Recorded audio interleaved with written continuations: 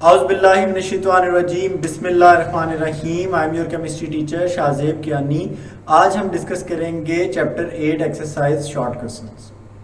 Why does reactivity of metal decrease down the group. या अब देखिए इन इस पूरी स्लाइड इन पूरे लेक्चर में मैं आपको शॉर्टकट्स बताता जाऊंगा और इन शॉर्टकट्स को आप लोगों ने ज़हन में बिठा लेना। आपके लिए क्वेश्चन का आंसर बनाना और याद करना दोनों आसान हो जाएंगे।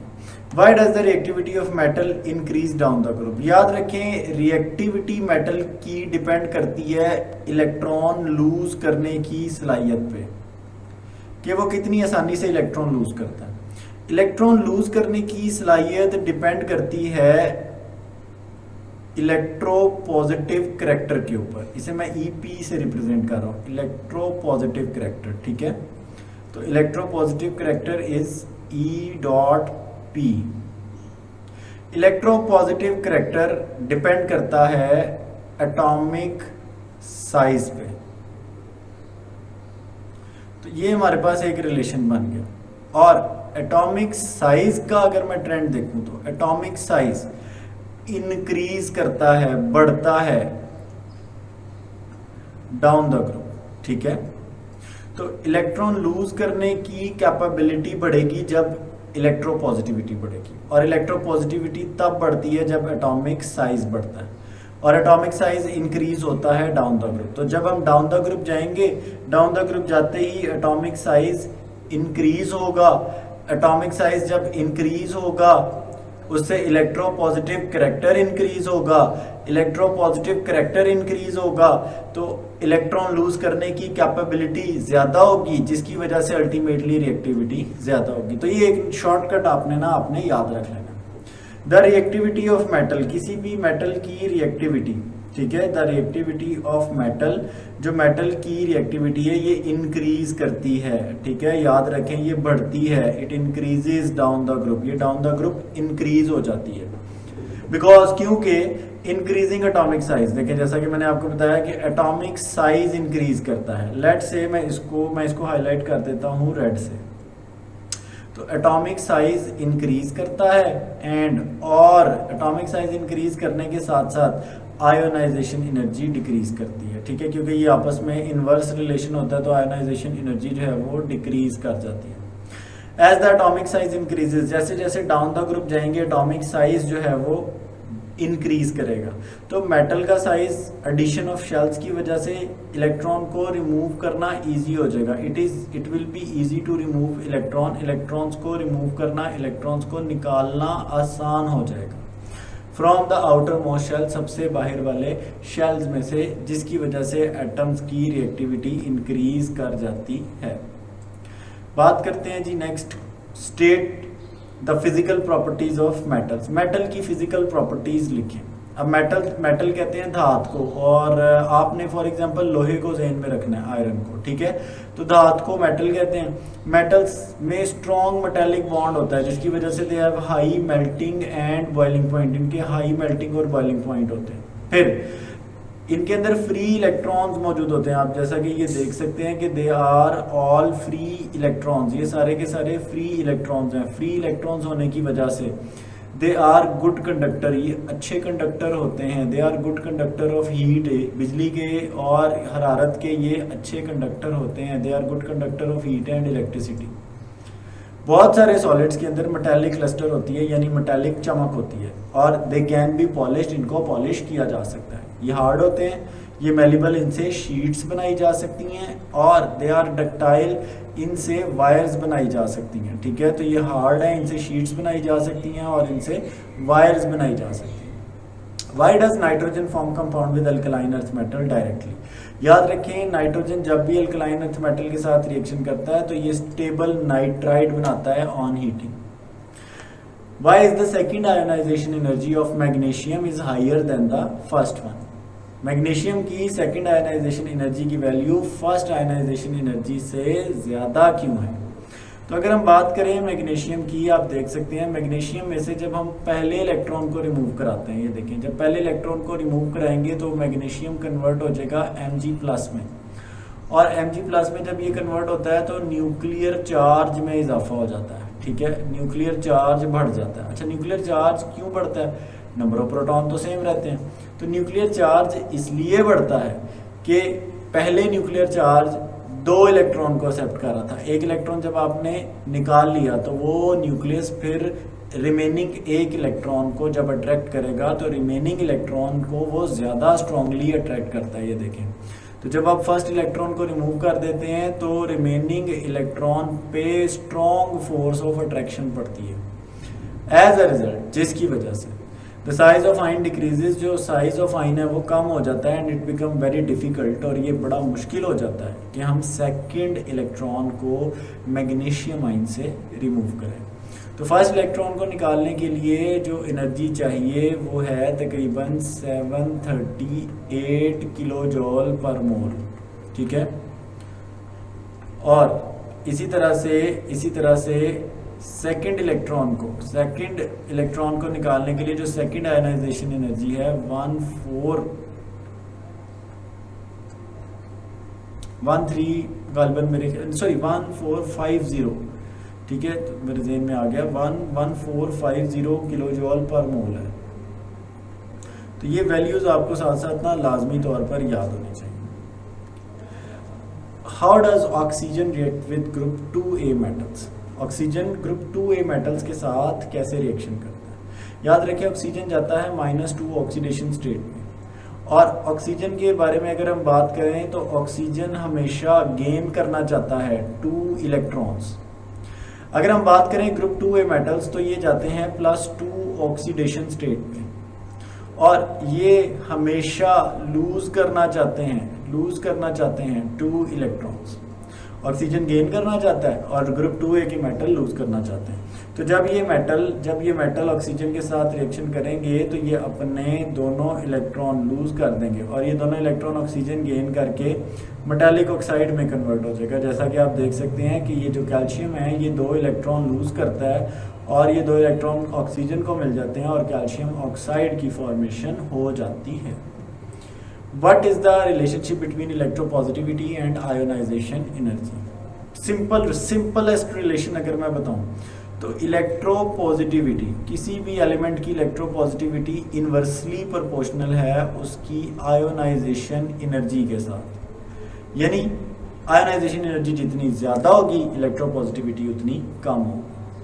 तो इलेक्ट्रोपॉजिटिविटी जो है वो डिपेंड करती है आयोनाइजेशन एनर्जी के ऊपर, ठीक है। और इनका जो रिलेशनशिप आता है वो ये है कि ये मतलब एटॉमिक साइज, ये साइज और न्यूक्लियर चार्ज के ऊपर भी फर्दर डिपेंड करती है। तो न्यूक्लियर चार्ज, और अगर हम साइज की बात करें तो न्यूक्लियर चार्ज और ये न्यूक्लियस कह रहा हूँ एटम के साइज पे डिपेंड करती है। जितना स्मॉल साइज होगा उतना हाई न्यूक्लियर चार्ज होगा, उतनी हाई आयोनाइजेशन एनर्जी होगी, और इलेक्ट्रोपॉजिटिव या मेटालिक करैक्टर उतना कम होगा। तो ये आपने ये शॉर्टकट याद रख लेना कि electropositivity is inversely proportional to ionization energy. Electropositive character ionization energy के इनवर्सली प्रोपोर्शनल है। Why does electropositivity decrease from left to right? मैं इसका एक पहले लिंक बनाकर दिखाता हूँ। इलेक्ट्रोपॉजिटिव करैक्टर या मेटालिक करैक्टर डिक्रीज करेगा, तब डिक्रीज करेगा जब एटॉमिक साइज डिक्रीज करेगा, ठीक है, जब एटॉमिक साइज कम होगा। तो आप देखें एटॉमिक साइज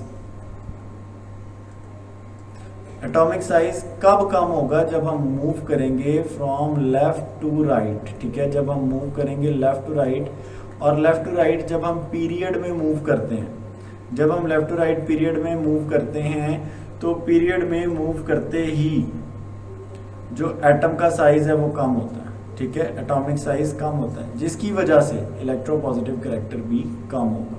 तो बिकॉज इलेक्ट्रोपॉजिटिव करैक्टर डिपेंड करता है किसके ऊपर? डिपेंड करता है साइज ऑफ एटम के ऊपर, ठीक है। इलेक्ट्रोपॉजिटिव करैक्टर डिक्रीज करेगा अक्रॉस द पीरियड। देखें इलेक्ट्रोपॉजिटिव करैक्टर क्यों डिक्रीज कर रहा है? क्योंकि एटॉमिक साइज डिक्रीज कर रहा है, क्योंकि एटॉमिक साइज डिक्रीज हो जाता है और आयोनाइजेशन एनर्जी इंक्रीज हो जाती है। तो ये आपने ये छोटे छोटे रिलेशनशिप्स अगर आपने याद रखने हैं तो आपको बड़ी ज़्यादा हेल्प होगी। How does electropositivity depends upon the size and nuclear charge of atom. Electropositivity size और न्यूक्लियर चार्ज के ऊपर कैसे डिपेंड करती है? इलेक्ट्रोपॉजिटिव करैक्टर डिपेंड करता है साइज ऑफ एटम के ऊपर। जैसा कि मैंने अभी आपको बताया कि जितना ज़्यादा साइज होगा उतना ज़्यादा इलेक्ट्रोपॉजिटिव करैक्टर होगा।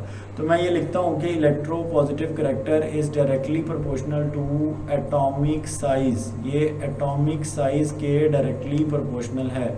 एटॉमिक साइज जितना ज़्यादा होगा इलेक्ट्रोपॉजिटिव करैक्टर भी उतना ही ज़्यादा होगा। अच्छा जी, तो अच्छा, और ये इन्वर्सली प्रोपोर्शनल हैं न्यूक्लियर चार्ज के, तो मैं ये भी साथ ऐड करता चलूँ, न्यूक्लियर चार्ज के इन्वर्सली प्रोपोर्शनल हैं। Size of smaller the size of atom, atom का साइज जितना स्मॉल होगा smaller will be the electropositive character, electropositive character भी उतना ही कम होगा। Why are the ionization energies of alkali metals are higher, alkaline earth metal are higher than alkali metal? इसके अगर मैं आपको एक सिंपल रिलेशनशिप बताऊं तो आयोनाइजेशन एनर्जीज डिपेंड करती हैं या कह लें इन्वर्सली प्रोपोर्शनल होती हैं एटॉमिक साइज के। ठीक है, इन्वर्सली प्रोपोर्शनल है एटॉमिक साइज के। अब ये एटॉमिक साइज हमने डिस्कस करना है पहले नंबर पे अल्कली मेटल्स का। अल्कली मेटल्स का एटॉमिक साइज बड़ा होता है, लार्जर होता है, जिसकी वजह से इनकी आयोनाइजेशन एनर्जीज जो हैं वो कम होंगी। ठीक है, और दूसरा हम एटॉमिक साइज डिस्कस करते हैं अल्कलाइन अर्थ मेटल्स का। अल्कलाइन अर्थ मेटल्स की अगर मैं बात करूं तो अल्कलाइन अर्थ मेटल्स में जो एटॉमिक साइज है as compare to alkali metals वो एटॉमिक साइज कम होगा। ठीक है, अल्कली मेटल में एटॉमिक साइज कम होगा जिसकी वजह से उनकी आयोनाइजेशन एनर्जीज ज़्यादा होंगी, हाई होंगी। ठीक है, तो आयनाइजेशन एनर्जीज यहाँ पर उनकी ज़्यादा होंगी और इनकी आयनाइजेशन एनर्जीज कम होंगी। तो आप देख सकते हैं आयनाइजेशन एनर्जी ज़्यादा है, आयनाइजेशन एनर्जी कम है। तो ionization energy of alkaline earth metals are higher, ये ज़्यादा होती है। तो मैं इसे लिखता हूँ ionization energies of alkaline earth metals are greater than the ionization energies of alkali metals. और ऐसा इसलिए है कि जो अल्कली मेटल्स हैं, ठीक है, ऐसा इसलिए है कि अल्कली मेटल का जो एटॉमिक साइज है वो लार्ज है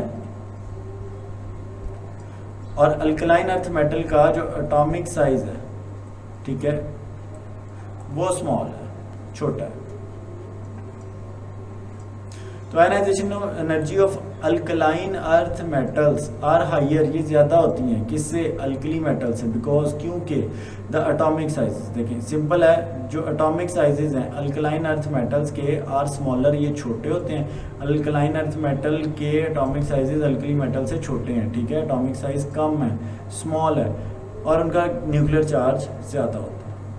why silver and gold are less reactive. याद रखें कोई मेटल जो है लेस रिएक्टिव तब होता है जब वो इलेक्ट्रॉन लॉस नहीं करता, when it do not lose electron easily, जब वो इलेक्ट्रॉन लूज नहीं करता। ठीक है, तो सिल्वर यानी Ag एंड गोल्ड यानी Au, ठीक है, they do not lose electron easily, ये आसानी से इलेक्ट्रॉन लूज नहीं करता।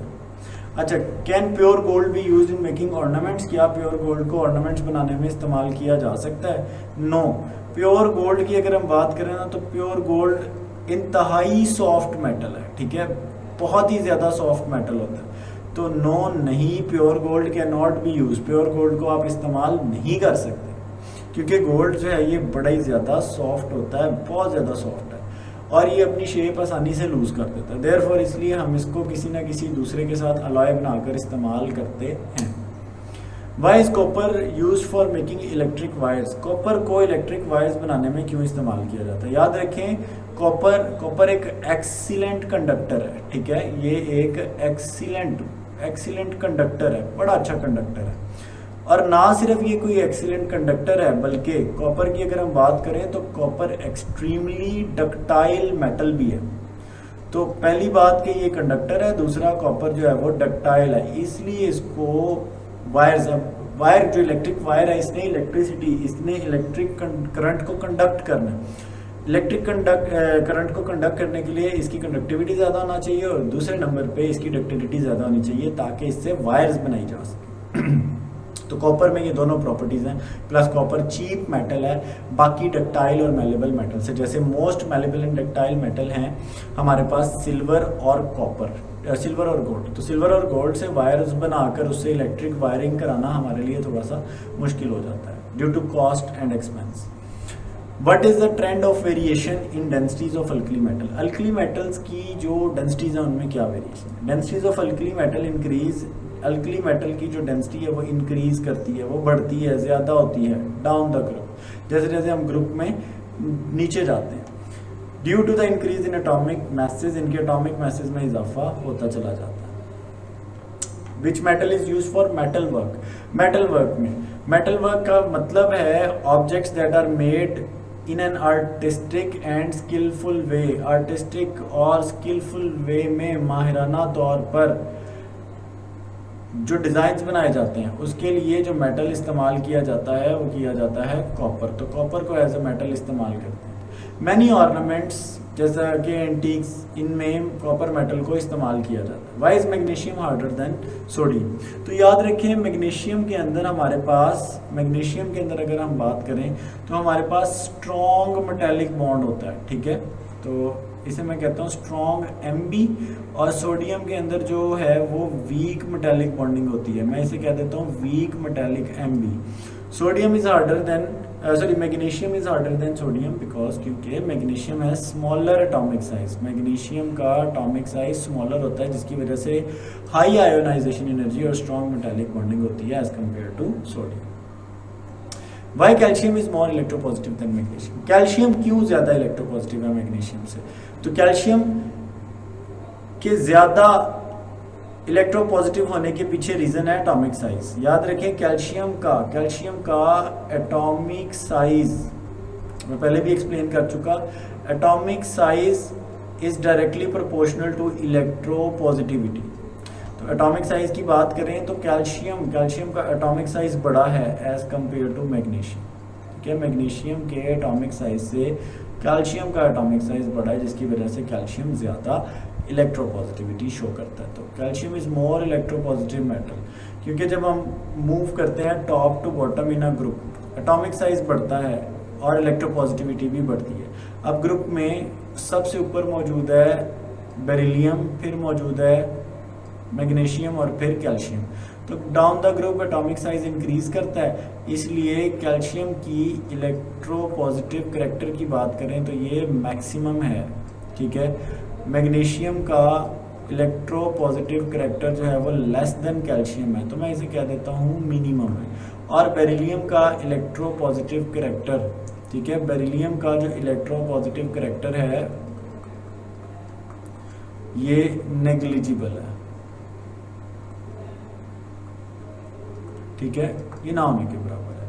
तो बेरिलियम के बाद मैग्नीशियम के बाद कैल्शियम।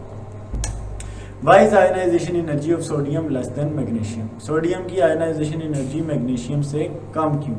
तो याद रखें sodium has greater atomic size, sodium का एटॉमिक साइज जो है वो ग्रेटर है देन मैग्नीशियम से बड़ा है।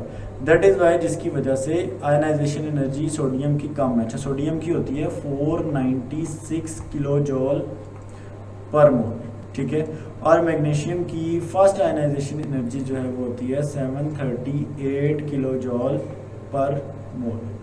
तो ये याद रखिए। Why is the ionization energy of sodium is more than potassium? अब सोडियम और पोटाशियम इनके बारे में आपने याद रखना है सिंपल सा लिंक कि ionization energy is inversely proportional to atomic size. Atomic size जितना बड़ा होगा आयनाइजेशन एनर्जी उतनी ही कम होगी। तो आप देख सकते हैं कि सोडियम और पोटाशियम के एटॉमिक साइजेस को अगर हम देखें, सोडियम का एटॉमिक साइज छोटा है, पोटाशियम का एटॉमिक साइज बड़ा है। तो इलेक्ट्रोपॉजिटिव करैक्टर आयनाइजेशन एनर्जी पे डिपेंड करता है और आयनाइजेशन एनर्जी डिपेंड करती है न्यूक्लियर चार्ज और साइज पे। ठीक है। तो electropositive character down the group increase करेगा जब आयनाइजेशन एनर्जी वैल्यू डिक्रीज करेगी। तो आयनाइजेशन एनर्जी वैल्यू सोडियम की ज़्यादा है as compare to potassium. See you guys in my next video, take care, अल्लाह हाफ़िज़।